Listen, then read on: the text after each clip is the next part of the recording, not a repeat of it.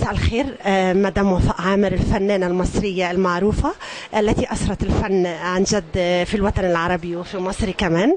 سعيدة بلقائي معك اليوم في مهرجان كام، ووجودك النهاردة في مهرجان كام إضافة حقيقية للمهرجان. حابة أسمع النهاردة يا ترى حضرتك تقدري تقولي للمشاهد يعني المصري والعربي فكرة أو لقطة بسيطة عن مهرجان كام؟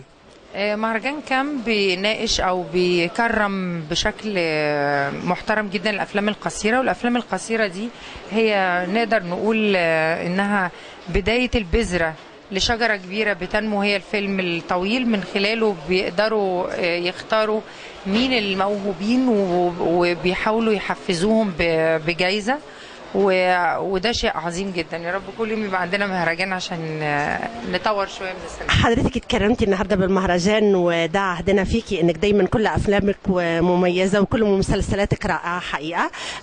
حبيبتي قولي لي يا ترى ايه اعمالك اللي جايه في على مستوى السينمائي ولا التلفزيوني؟ السينمائي لسه بقرا عمل فني وهيجمعني بمجموعه من الابطال والنجوم، وليا فيلم اسمه الليله الكبيره هيبتدي بيتجهز له يعرض في السينما الفترة اللي جاية.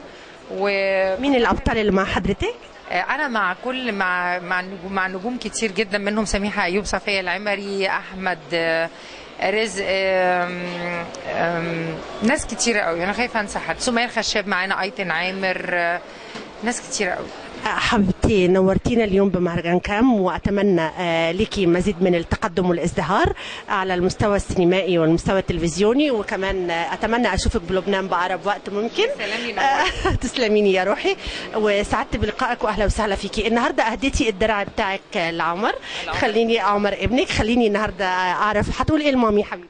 أقول لها ألف مبروك وعقبال كل سنة يا رب لما تاخدي الدرع، وأقول لها يعني انتي احسن فنانه يعني.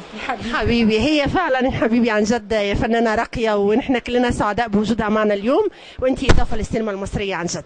ميرسي حبيبتي، اهلا فيكي، تشرفت بوجودك.